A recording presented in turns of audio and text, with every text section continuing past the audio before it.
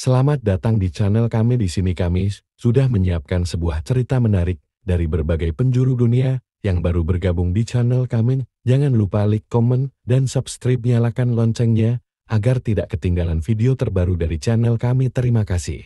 Di sebuah desa terpencil yang diselimuti oleh mitos dan kepercayaan, hiduplah seorang wanita bernama Ratna dan suaminya, Dharma. Dharma menderita penyakit misterius yang tak kunjung sembuh meski telah berobat ke tabib dan dokter terbaik. Ketidakberdayaan membuat Ratna putus asa, hingga suatu malam ia bermimpi datang oleh sosok bayangan hitam yang menjanjikan kesembuhan suami dengan syarat yang berat. Sejak saat itu, kehidupan mereka berubah. Dharma pulih sepenuhnya, namun Ratna mulai mengalami gangguan aneh.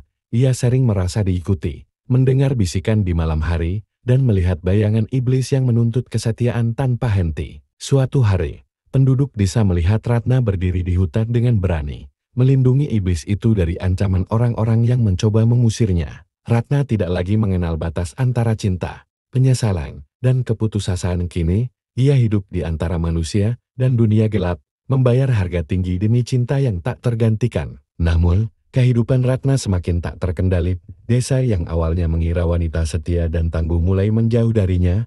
Bisik-bisik tentang persekutuannya dengan makhluk gaib membuatnya berada jauh. Hanya Dharma yang tetap berada di sisinya. Meski ia pun mulai menyadari ada sesuatu yang aneh pada Ratna. Setiap malam, Ratna harus pergi ke hutan, memenuhi panggilan iblis yang telah membantu. Dalam pertemuan itu, ia diminta membawakan persembahan seekor ayam hitam atau barang berharga milik desa. Ratna tahu ini salah, namun ancaman penyakit Dharma yang mungkin kembali membuatnya terus menurut permintaan itu.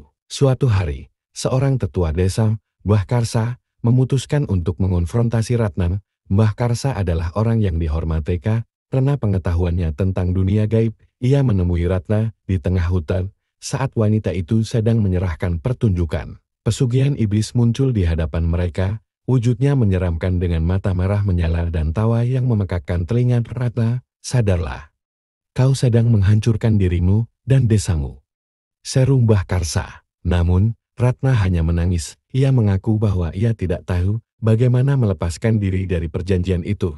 Iblis itu tertawa lebih keras, mengatakan bahwa tidak ada jalan keluar. Namun, Mbah Karsa tidak gentar. Ia mulai membaca mantra dan memancarkan nama-nama leluhur yang dipercaya bisa melindungi mereka. Pertarungan gaib pun terjadi. Angin kencang berhembus, pepohonan bergoyang liar, dan tanah bergetar. Ratna tersungkur di tanah, menangis histeris saat menyadari dampak dari pilihannya. Dharma, yang diam-diam mengikutinya, tiba-tiba muncul dan memeluk Ratna. Aku tidak peduli jika aku sakit lagi, Ratna, aku lebih baik mati daripada melihatmu menderita seperti ini, katanya dengan air mata yang mengalir. Cinta Dharma memberikan kekuatan pada Mbah Karsa untuk melanjutkan ritualnya. Dengan doa yang penuh kehusukan, ia berhasil mengusir iblis itu. Meski dengan syarat berat, Ratna harus melepaskan semua keinginannya untuk mempertahankan Dharma. Mereka kembali ke desa dengan luka di hati yang sulit disembuhkan. Sejak saat itu, Ratna dan Dharma hidup sederhana, jauh dari kemauan atau keinginan duniawi.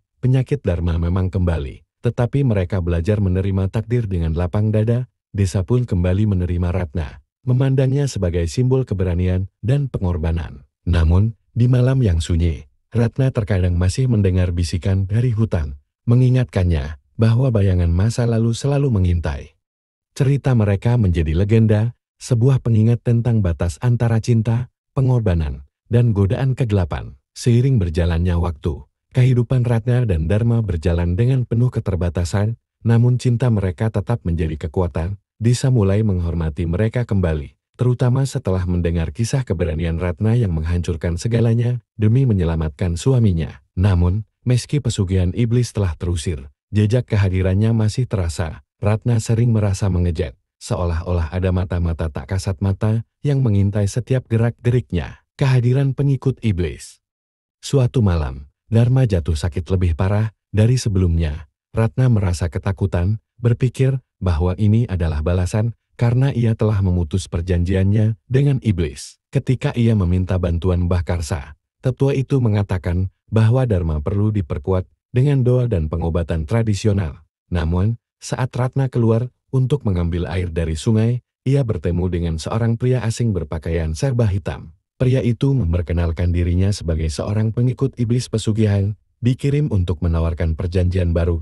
Iblis tidak akan menyerah begitu saja, Ratna, katanya dengan suara dingin, kau bisa menyelamatkan Dharma, tapi kau harus menyerahkan dirimu sepenuhnya kali ini. Ratna terdiam, ia tahu ini adalah jebakan, namun rasa putus asa mulai terjamin kembali. Ketika pria itu pergi, ia meninggalkan sebuah benda kecil berbentuk cincin hitam berukir simbol misterius. Ratna membawa cincin itu pulang, meski ia tahu itu adalah keputusan berbahaya. Kembalinya kekuatan gelap.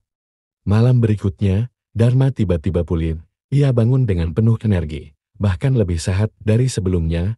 Ratna merasa bersyukur, namun ia juga takut cincin yang ia letakkan di meja tiba-tiba menghilang, dan ia melihat bayangan hitam lewat di dinding rumahnya. Ia mulai bermimpi buruk, melihat dirinya berjalan di jurang yang gelap, sementara suara iblis menuju terus memanggilnya. Dharma yang awalnya merasa bahagia karena kesehatannya pulih, mulai menyadari perubahan pada Ratna. Ia menjadi pendiam, sering melamun, dan matanya tampak kosong. Ketika Dharma menanyakannya, Ratna hanya menangis, mengatakan bahwa dia takut akan apa yang mungkin terjadi. Perlawanan.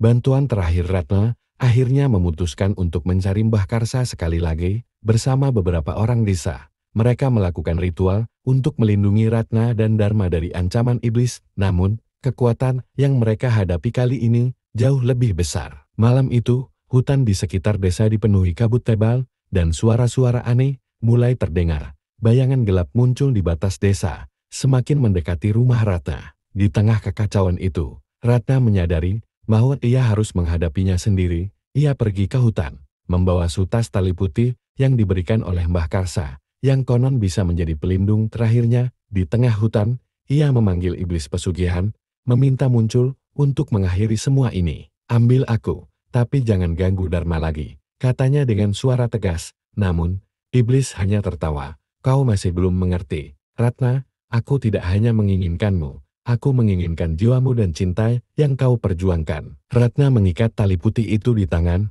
berlutut, dan mulai membaca doa-doa yang diajarkan Mbah Karsa. Cahaya putih mulai muncul di sekelilingnya, membakar bayangan iblis yang mencoba mendekatinya. Suara tawa iblis berubah menjadi tidak menyenangkan, hingga akhirnya bayangan itu menghilang. Kehidupan baru.